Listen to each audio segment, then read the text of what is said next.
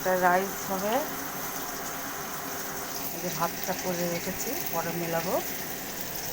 এখানে হচ্ছে মাছ, মাছের কালিয়া হবে। মাছের কালিয়া, এখানে জিরা, ধনে, কাশ্মীর লঙ্কার গুঁড়ো, টক দই আর রসুন, আদা ফোড়ন দেওয়ার জন্য, গোটা গরম মশলা, তেজপাতা। চলো নেক্সট টাইম আসছে, এবার ফোড়নও দেব। গোটা জিরে, অল্প মেথি, গোটা গরম মশলা, তেজপাতা,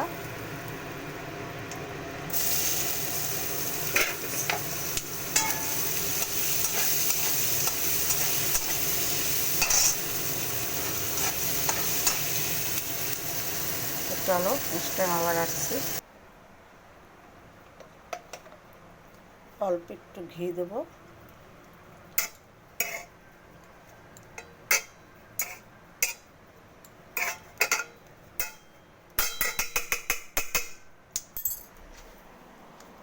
তো চলে আসলাম মাছের কালিয়া নিয়ে।